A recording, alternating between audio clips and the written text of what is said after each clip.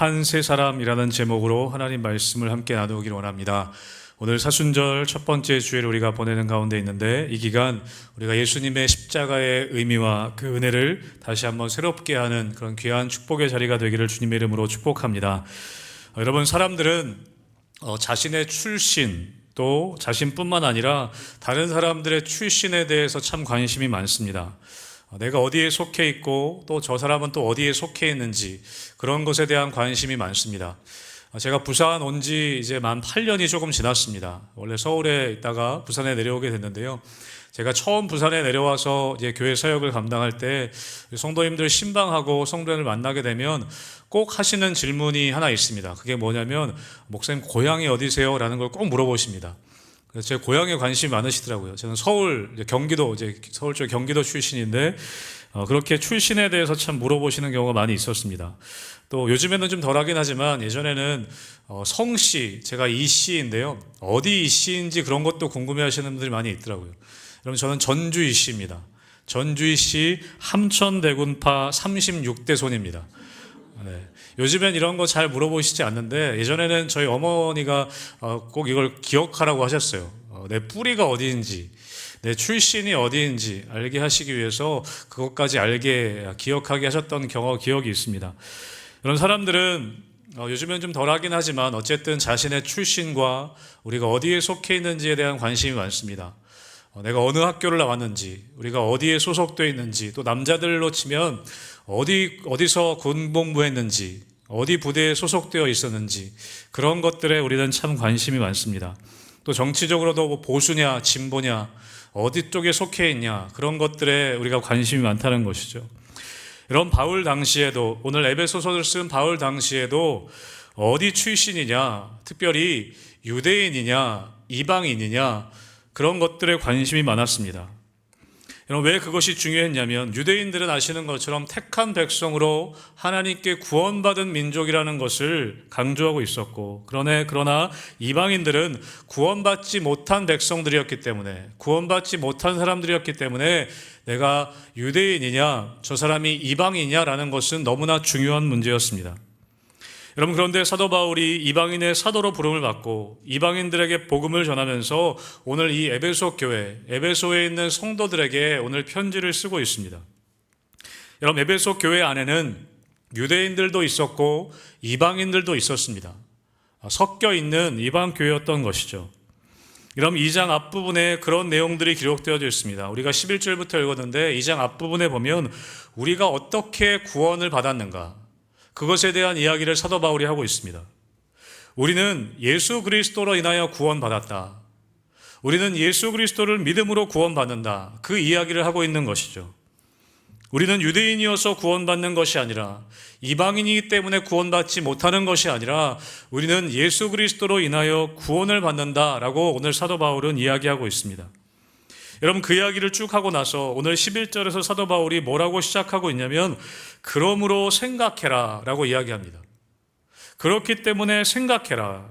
여러분, 원어 성경이나 영어 성경에 보면 그러므로 기억해라, 그렇게 사도 바울은 오늘 11절 말씀을 시작하고 있습니다. 무엇을 기억하라는 것인가? 무엇 때문에 이 뒤의 내용을 기억하라고 하는 것인가? 여러분, 우리가 이 2장 앞부분을 우리가 한 절로 우리가 표현해 보자면, 여러분 2장 1절의 말씀을 보면 그 내용이 정확하게 실려 있습니다. 2장 1절의 말씀 같이 함께 읽어보겠습니다. 시작. 그는 허물로 죄로 죽었던 너희를 살리셨도다. 아멘. 우리가 허물로 죄로 죽었던, 우리는 허물과 죄로 죽어있던 존재다. 그런데 예수님께서 우리를 살리셨다. 예수님께서 십자가에서 피 흘리고 죽으심으로 허물과 죄로 죽었던, 허물과 죄로 죽을 수밖에 없는 우리를 살리셨다. 그것을 기억하라는 것이죠. 사랑하는 성도 여러분, 우리 교회가 정말 건강한 교회가 되기 위해서는, 우리가 건강한 성도가 되기 위해서는 여러분, 이것을 늘 기억하셔야 합니다. 우리는 이것을 잊지 않아야 합니다. 예수님께서 십자가의 죽으심으로 죽어있던 우리를 살리셨다는 것, 우리는 죽을 수밖에 없는 존재인데 우리를 살리셨다는 그것을 우리는 기억해야 한다는 것이죠. 여러분, 이것이 기억되지 않으면, 이것을 생각하지 않으면 여러분, 개인도 교회도 타락하게 됩니다. 점점 더 외적인 것에 신경 쓰게 되고, 어디 출신이냐, 어느 학교 나왔냐, 유대인으로 치면 할례 받았냐, 할례 받지 않았냐, 외적인 것으로 더 신경을 쓰게 된다는 것입니다. 그것이 성도와 교회의 변질이라는 것이죠. 사랑하는 성도 여러분, 우리가 허물과 죄로 죽어있던 우리를 예수님의 십자가의 죽으심으로 우리가 다시 회복되고 구원받았다는 사실을 늘 기억하시기를 주님의 이름으로 축복합니다. 그것이 기억되어져야 합니다. 여러분, 그래서 오늘 사도 바울은 뭘 얘기하고 있냐면, 오늘 12절과 13절에 보면 12절은 이렇게 시작합니다. 그때에 라고 이야기합니다. 옛날에 예수님이 십자가에 죽기 전, 우리가 그것을 믿기 전에 그때의 우리의 모습이 어떠했는지, 너희의 모습이 어떠했는지 오늘 사도 바울은 이야기합니다. 우리 2장 12절 말씀을 같이 함께 다시 읽어보겠습니다. 12절입니다. 시작. 그때 너희는 그리스도 밖에 있었고 이스라엘 나라 밖의 사람이라 약속의 언약들에 대하여는 외인이요 세상에서 소망이 없고 하나님도 없는 자이더니. 아멘. 그때 너희는 어떤 사람이냐? 그리스도 밖에 있었다고 얘기합니다. 여러분, 예수님 믿기 전에 우리들뿐만 아니라 당시에 에베소 교회 성도들에게 얘기하는 것이죠. 그때 너희는 그리스도 밖에 있던 사람들이다. 세상에서 소망도 없고 하나님도 없던 자였다. 그렇게 얘기하는 것이죠. 그런데 이 13절엔 뭐라고 시작합니까? 그런데 이제는 어떤 존재가 되었냐? 여러분, 13절 말씀도 우리 같이 함께 읽어보겠습니다. 13절입니다. 시작. 이제는 전에 멀리 있던 너희가 그리스도 예수 안에서 그리스도의 피로 가까워졌느니라. 아멘. 이제는 뭐라고 얘기합니까? 너희가 그리스도 예수 안에. 이제는 너희가 그리스도 예수 안에 있다. 그때는 너희가 그리스도 밖에 있었는데 이제는 너희가 그리스도 안에 있다. 여러분, 이것이 우리의 믿음의 결정적인 차이점이 된다는 것입니다. 여러분, 우리는 역사를 나눌 때 BC와 AD로 나눕니다. BC는 무엇입니까? 예수님 이전. AD는 무엇입니까? 예수님 이후. 그것으로 우리의 역사를 나눕니다. 여러분, 우리의 영적인 역사도 마찬가지라는 것이죠. 우리는 예수님을 기점으로 해서 예수님 그리스도 밖에 있었던 때가 있었고 예수님을 믿음으로 이제 그리스도 예수님 안에 살아가는 존재가 되었다는 것입니다. 사랑하는 성도 여러분, 그때의 예전의 삶에 머무시는 것이 아니라 오늘 13절에 이제는 그리스도 안에 살아가는 삶을 살게 되시기를 주님의 이름으로 축복합니다. 여러분, 그렇다면 이 그리스도 밖에 있던 삶, 그리스도 안에 있는 삶, 여러분, 이것이 우리의 삶의 결정적인 차이점인데 여러분, 그 삶에는 뭔가 다른 점이 있어야 하지 않겠습니까? 여러분은 그리스도 밖에 있었던 삶, 지금 그리스도 안에 있는 삶, 여러분, 그 삶의 차이점이 무엇이 있으십니까? 만약에 그리스도 밖에 있던 삶과 그리스도 안에 있는 삶이 아무런 차이점이 없다면 여러분, 그것은 우리의 제대로 된 신앙생활이 아닌 것입니다.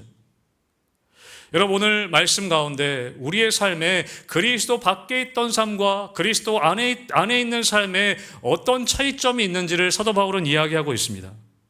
여러분, 예수님께서 이 땅에 오셔서 우리 십자가를 지신 이유가 무엇인지 여러분, 오늘 에베소서 2장 14절 말씀을 같이 함께 읽어보겠습니다. 에베소서 2장 14절입니다. 시작.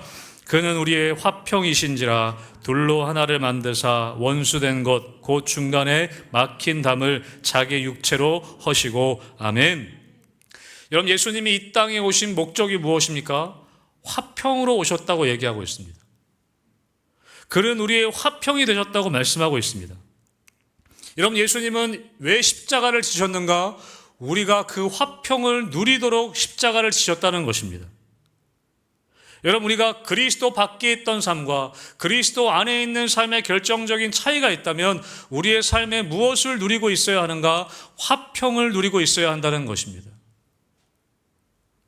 여러분, 그러면 그 화평이라는 것은 무엇인가? 사랑하는 성도 여러분, 여러분의 삶에 예수님 때문에 여러분은 화평을 누리고 계십니까? 네, 잘 모르시겠습니까? 네, 아멘 한 분 딱 하셨습니다. 한 분. 여러분, 예수님 때문에 여러분 안에 화평을 누리고 계십니까?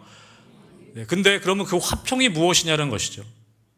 여러분, 16절 말씀을 같이 함께 읽어보겠습니다. 2장 16절 말씀 다시 같이 읽습니다. 시작. 또 십자가로 이 둘을 한 몸으로 하나님과 화목하게 하려 하심이라 원수된 것을 십자가로 소멸하시고. 아멘. 예수님이 십자가 지신 그 화평이라는 것이 무엇인가? 오늘 16절에 뭐라고 말씀합니까? 하나님과 화목하게 하려 하심이라. 하나님과 화목하게 하려 하심이라. 여러분, 구원이라는 것은 뭘까요? 여러분, 우리가 구원받은 삶이라는 것은 뭘까요? 여러분, 구원이라는 것은 우리는 쉽게 그렇게 얘기합니다. 죽어서 천국 가는 것, 그것을 얘기할 수 있습니다. 여러분, 그것도 너무나 중요한 부분입니다. 여러분, 그러나 우리가 천국이라는 것이 무엇인가? 천국에서 산다는 것이 무엇인가? 여러분, 그 천국의 삶은 무엇이냐면 결국에 하나님과 영원히 함께 사는 것이 천국이라는 것입니다. 여러분, 하나님이 없는 천국은 있을 수 없다는 것이죠. 그럼 그것은 지옥입니다. 여러분, 천국의 중요한 것은 무엇이냐? 내가 하나님과 함께 영원히 산다. 그것이 천국이라는 것입니다. 여러분, 오늘 이 예수님께서 이 사순절 기간 우리가 십자가를 묵상할 때 십자가 지신 이유는 무엇이냐면 화평을 우리에게 주시기 위함이라고 말씀합니다. 그 화평은 무엇이냐? 십자가로 말미암아 우리가 하나님과 화목하게 되었다. 하나님과 화목하게 하려고. 사랑하는 성도 여러분, 그런 의미에서 우리는 이미 천국을 살고 있는 것입니다. 왜요? 하나님과 화목하게 함께하고 있기 때문에. 여러분, 우리가 누리는 천국은 죽어서 누릴 수 있는 것이 아니라 지금 이미 이 땅 가운데 우리가 하나님과 함께함으로 누릴 수 있는 것이라고 오늘 사도 바울은 이야기하는 것이죠. 사랑하는 성도 여러분, 화평을 누린다는 것은 우리의 내면에, 우리 안에 천국을 누리는 삶인 줄로 믿습니다. 그런 의미에서 우리 성도님들의 삶이 이 천국의 삶을 누리는 삶이 되시기를 주님의 이름으로 축복합니다. 천국을 누리는 삶, 그것은 여러분 하나님과 함께하는 삶이라는 것이죠. 여러분, 우리의 외적인 상황과 환경으로는 우리는 진정한 화평을 누릴 수가 없습니다. 여러분, 진정한 화평을 누리지 못하게 만드는 것이 이 땅의 삶입니다. 여러분, 시편 120편 6절과 7절 말씀에 보면 이렇게 되어 있습니다. 같이 함께 우리 말씀 읽어보겠습니다. 시편 말씀입니다. 시작. 내가 화평을 미워하는 자들과 함께 오래 거주하였도다.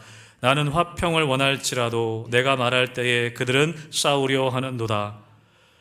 화평을 미워하는 사람들이 있다고 얘기합니다. 나는 화평을 원하는데 내가 말하는데 그들은 싸우려고 한다. 여러분, 누군가 혹시 떠오르는 분이 있습니까? 아니면 누군가가 여러분을 떠올릴 수도 있습니다. 화평을 미워하는 사람으로 여러분 떠올림을 당하지 않게 되길 바랍니다. 여러분, 세상은 우리로 화평을 누리지 못하게 합니다. 외적인 상황들은 우리를 더 불안하게 만듭니다. 지금도 그렇지 않습니까? 여러분, 뉴스만 보면 여러분 온갖 분열과 분쟁들에 대한 이야기가 가득합니다. 여러분, 그런데 우리가 내면의 이 화평과 평화를 누리지 못하는 것은 여러분 외적인 상황 때문이 아니라는 것입니다. 물론 그런 요인들도 있을 수 있지만 여러분, 외적인 상황이 좀 나아지면 나의 내면에 평화가 찾아올까? 여러분, 그렇지 않은 것을 우리는 너무 쉽게 경험합니다. 또 다른 불안한 요소들이 발생되고 계속해서 우리 안에 화평을 깨트리는 일들이 일어납니다. 여러분, 그래서 본질적으로 예수님께서는 이 땅에 화평으로 오셨습니다.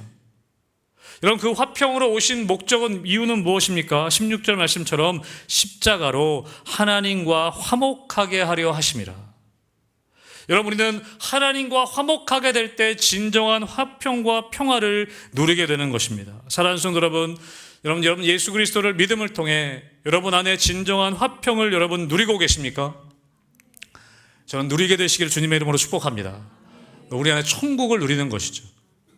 여러분, 찬송가 410장에 보면 제가 좋아하는 찬양인데요, 내 마음에 한 노래 있어. 우리 2절 가사에 보면 이렇게 되어 있습니다. 주 십자가 지심으로 날 구원해 주셨으니 주 예수님 고난받아 나 평화 누리도다.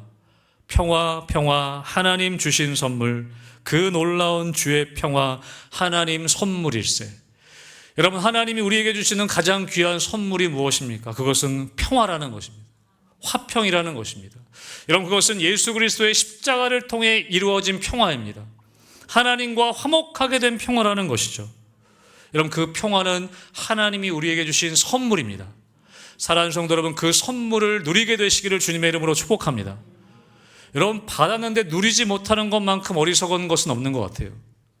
여러분, 제 동생이 어렸을 때 기억나는 게, 저희 아버지가 큰 맘 먹고 제 동생에게 자전거를 사주신 적이 있습니다. 자전거 점포에 가서 자전거를 하나 사주셨어요. 근데 저희 동생이 자전거를 샀으면 타야 될 거 아닙니까? 자전거 근데 바퀴에 흙이 묻을까봐 안 타겠다는 거예요. 이거를 들고 오겠다는 거예요. 여러분, 그래서 자전거 가게부터 집까지 들고 왔습니다. 울면서 왔어요. 아버지가 화가 나셔가지고, 야, 자전거 타야지, 들고 오면 어떡하냐. 들고 오다 아버지가 갖다 버리겠다며 화를 내시고 그렇게 했던 기억이 납니다. 여러분, 우리는 그런 어리석은 삶을 살아갈 때가 있습니다. 하나님이 우리에게 주신 선물, 이 평화를 우리가 누리지 못할 때가 있습니다. 여러분, 예수님은 십자가의 죽으심으로 하나님과 우리 사이에 화목을 허락하셨습니다. 천국을 경험하게 하셨어요. 그런데 우리의 삶에서는 우리는 그 천국을 누리지 못하고, 그 천국의 평화를 누리지 못하고 매일매일 걱정하고 두려워하고 짜증내고 분열하는 우리의 삶의 모습들, 그 어리석은 모습들이 우리 가운데 있다는 것이죠. 사랑하는 성도 여러분, 그 평화, 하나님이 주신 평화를 여러분 마음 가운데 누리실 수 있기를 다시 한번 축복합니다. 여러분, 그것이 주님이 십자가 지신 화평의 이유라는 것입니다. 여러분, 그런데 여러분, 예수 그리스도의 그 화평을 누린다는 것은 여러분, 하나님과의 화목, 내 마음의 평안을 누리는 것만으로 끝이 아닙니다. 여러분, 오늘 에베소서 2장 14절과 15절 말씀에 보면 이렇게 되어 있습니다. 같이 함께 우리 14절 15절 다시 한번 읽어보겠습니다. 시작. 그는 우리의 화평이신지라 둘로 하나를 만드사 원수된 것 곧 중간에 막힌 담을 자기의 육체로 하시고 법조문으로 된 계명의 율법을 폐하셨으니 이는 이 둘로 자기 안에서 한 세 사람을 지어 화평하게 하시고. 아멘. 이런 반복되는 말이 있습니다. 그것은 무엇이냐면 둘이었는데 하나로 만드셨다. 둘로 한 세 사람을 지으셨다.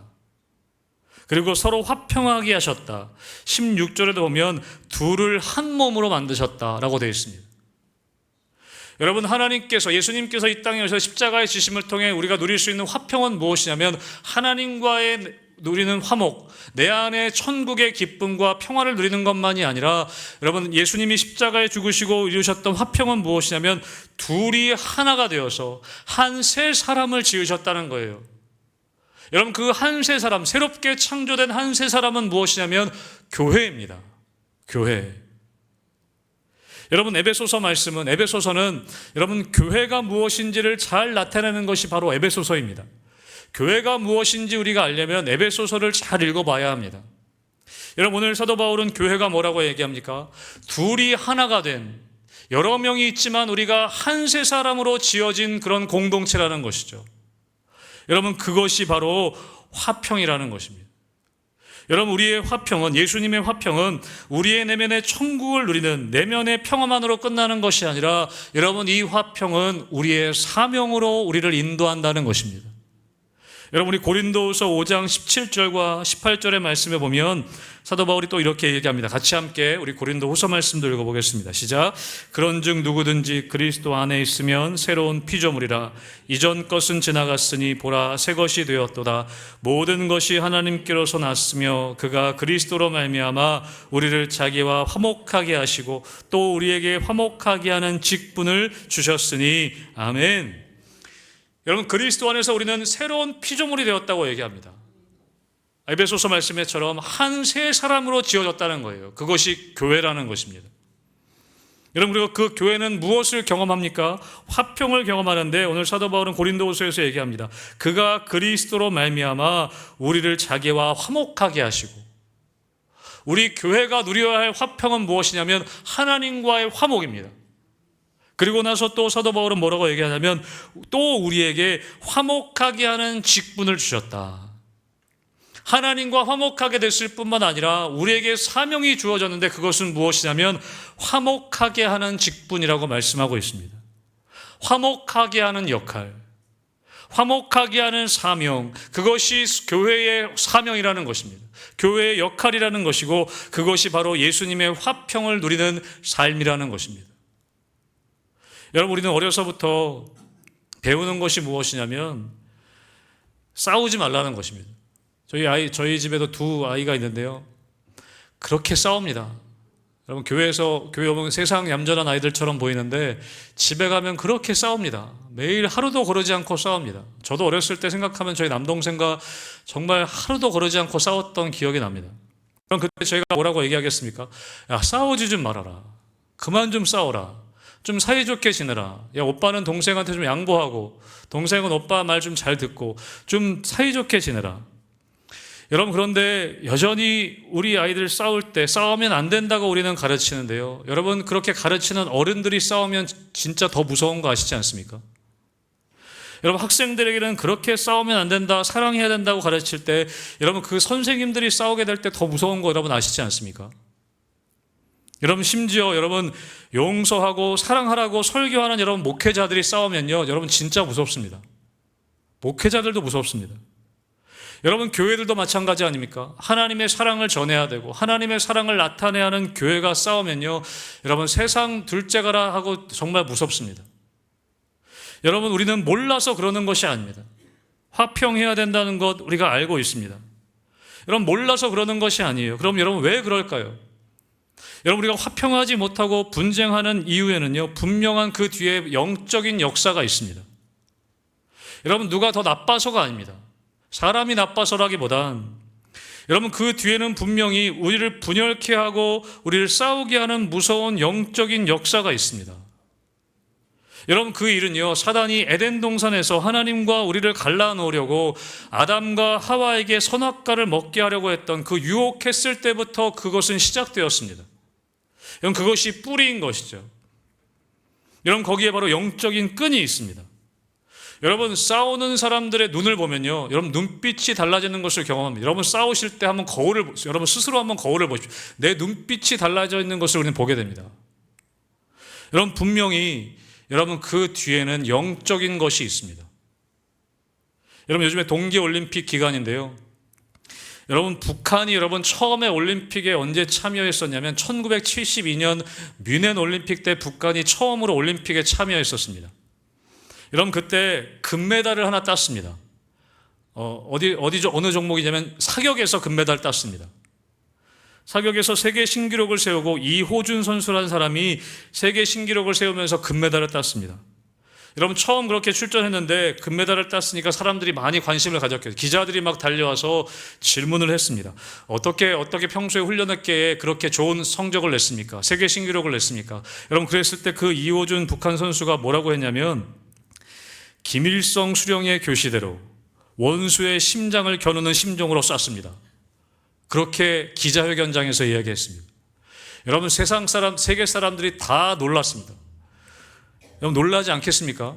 여러분, 완전히 올림픽 정신에 완전히 위배되는 것입니다. 완전히 반대되는 것이죠.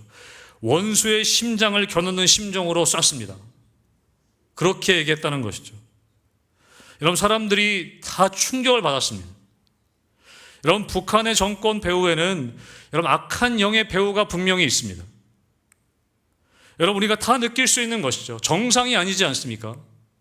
여러분, 우리 민족도 마찬가지입니다. 남과 북이 싸우고 동과 서가 싸우고 이렇게 분열되고 이렇게 깨어지는 여러분 그 배후에는 여러분 무서운 악한 영의 역사가 있다는 것입니다.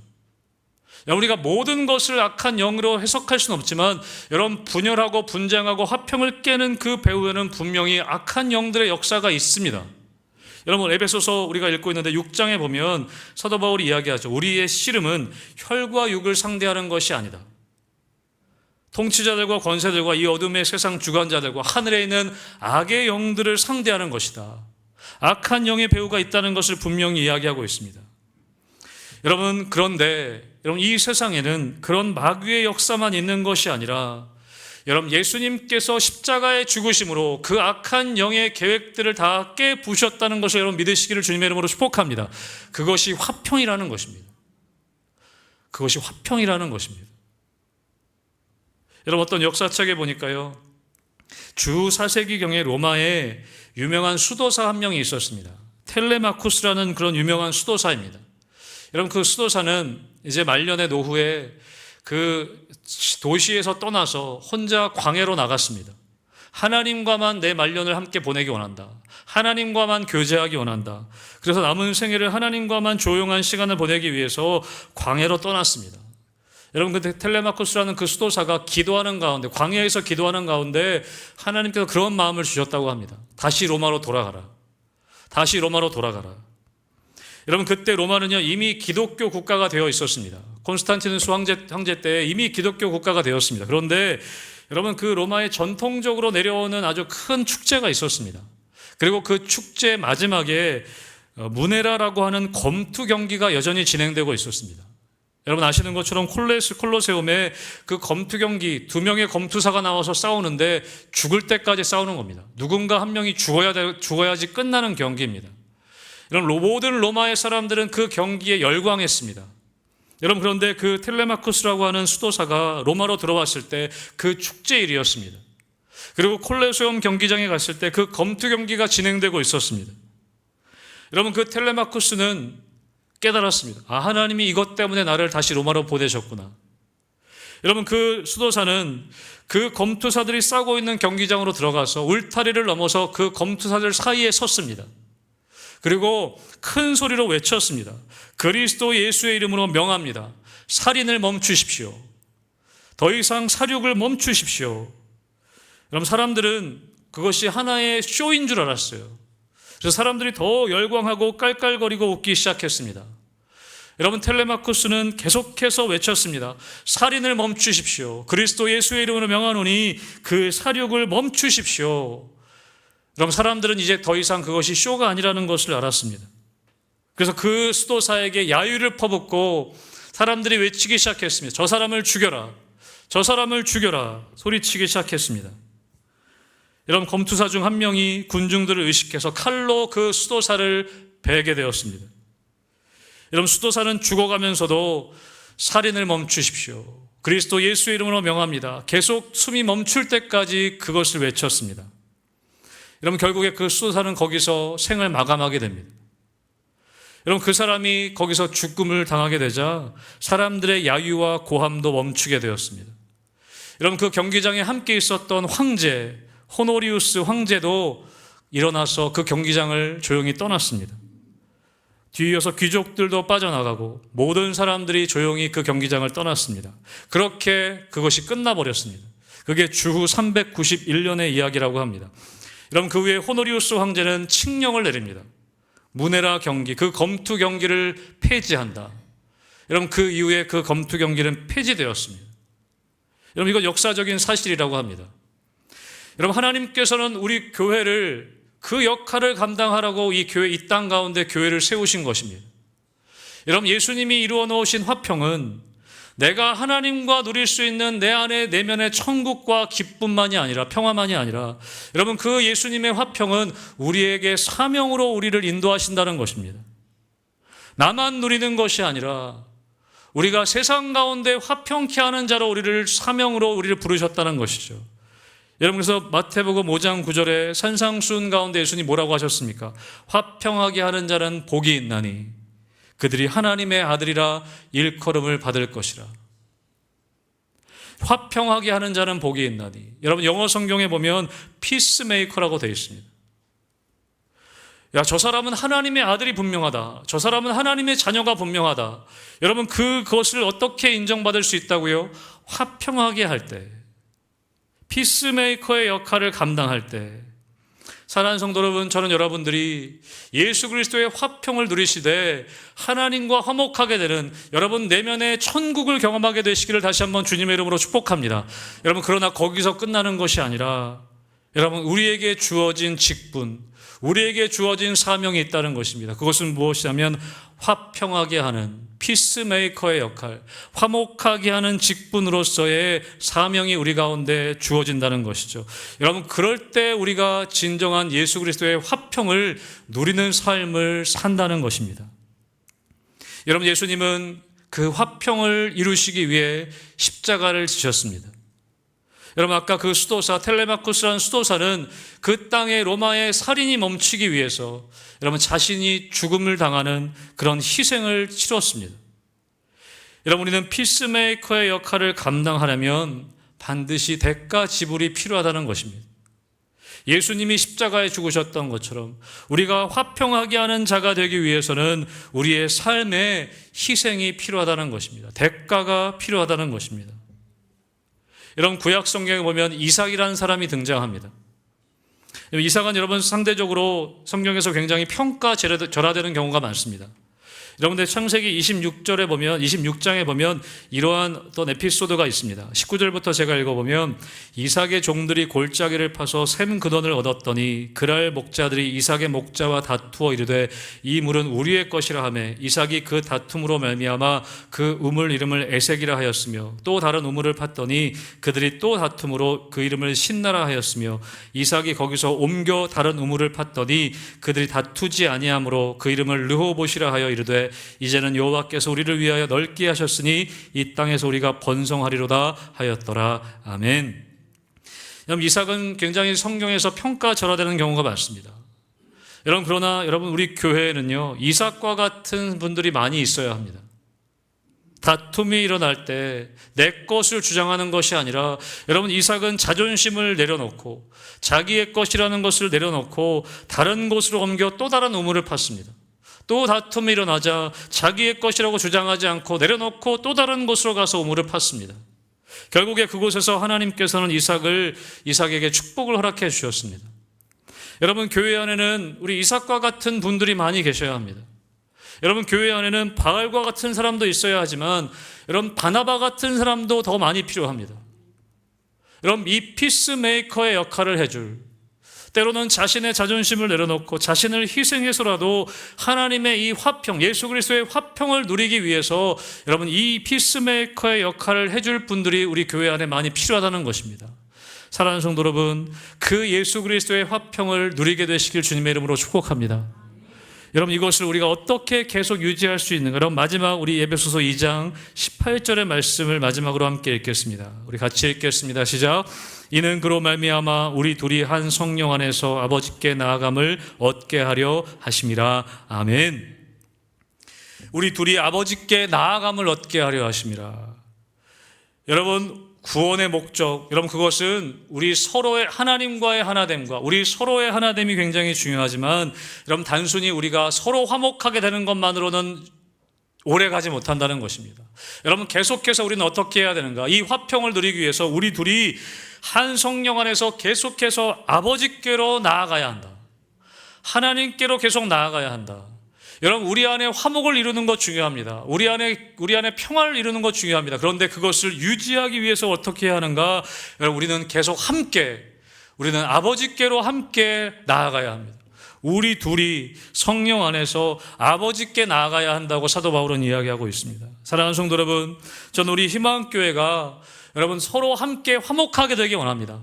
그런데 여러분, 거기서 멈추는 것이 아니라 우리가 계속해서 함께 하나님 아버지께로 나아가는 것, 여러분, 그것이 우리의 믿음의 성숙을 이루어 간다는 것입니다.